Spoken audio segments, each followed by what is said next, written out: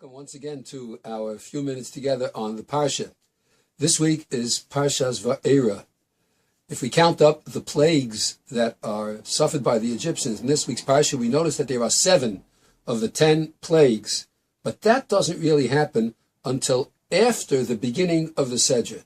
At the beginning of the Parsha, Hashem speaks to Moshe in a very harsh way. It says, Vayedaber Elokim el Moshe. Dibur is a harsh term, and Elokim is a harsh term. And he speaks to him that way because Moshe, at the end of the previous Sedra, said, things are really getting worse ever since I came. From the moment I showed up on the scene, things have been going downhill. So Hashem tells him, now you're going to see what's going to happen.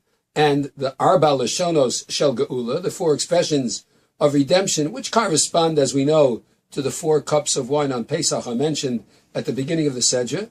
And then, right before the action begins, with Moshe and Aaron coming to Paro and bringing about the first 7 plagues, whereby Paro is slowly but surely isolated into offering up his willingness to let the Jewish people go, there is one section right after Sheni that interrupts this entire very exciting narrative with a genealogical table. And it talks about the birth of the tribes of Reuven, the tribe of Shimon, the tribe of Levi, and then within Levi, all the children of Levi, and the birth of Moshe and Aaron in the family of the Levites. Why is this genealogical table inserted right at the beginning of the upswing of all the miraculous events that are about to take place on behalf of the Jewish people through the good offices and work of Moshe and Aaron?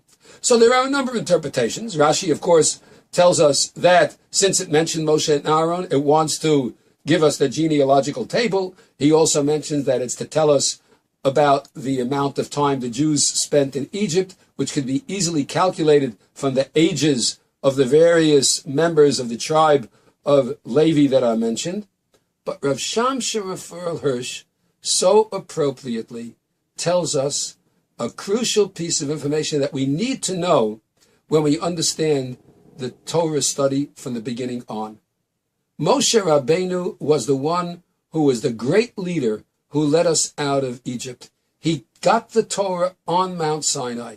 And after the giving of the Torah on our Sinai, he's writing in this week's Sedra his genealogical table.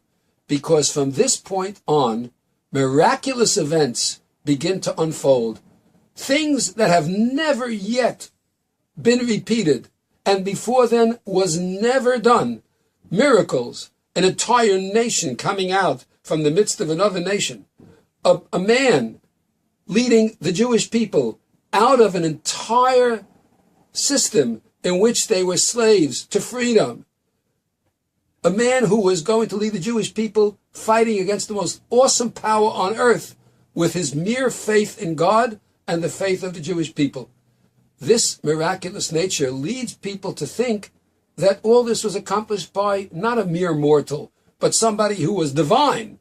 So the Torah wants us to know from the get-go, the Jewish people and the nature of the Jewish people and their leaders is nothing more than a normal, average human being. Moshe was born of a mother, born of a father. He had a brother, he had a sister, he had aunts, he had uncles. They knew him. They knew him from the childhood on.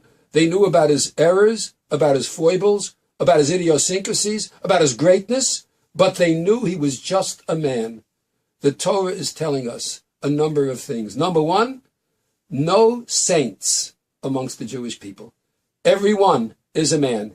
And even though later on there did develop a Jew whose genealogical table was somewhat suspect, and nevertheless did some good for the world at large, and they made him into a divinity, and questioning his divine origin became a capital crime, which Jews suffered for thousands of years. And to this day, people still harbor that grudge. But the Torah is telling us that doing good for a people, leading them out of Egypt, performing miracles, is only a man, nothing more. And the second thing is, that because he's only a man, it's capable of any human being of reaching that great heights, because all of us are nothing more than mere mortals, similar to Moshe and to Aaron. This time of year, this is a good idea to keep in mind. The claim to perfection and divinity is the surest sign of something that needs to be suspect. While when you present your greatest leaders with all their faults, as Moshe was presented, with all their mistakes, as if you read last week's Sedra, we know how Hashem got angry at Moshe. We know later on in the Torah that Moshe himself was punished and not being able to come into the land of Israel because of his mistakes.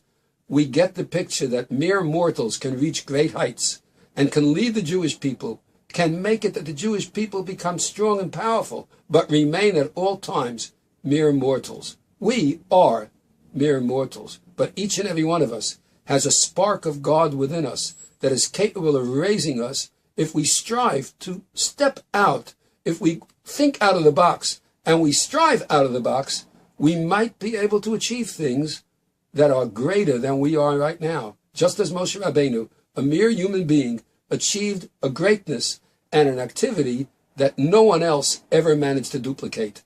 We are the Jewish people, who Moshe and Aaron, this refers to Moshe and Aaron, who were just ordinary people, and as ordinary people we can strive for greatness and holiness and come close to our Kadosh Borough Hu. What a great, beautiful lesson to learn from Parshas Va'era. I take this opportunity to wish everyone a great, good Shabbos, and the upcoming Rosh Chodesh should bring a Chodesh Tov to all.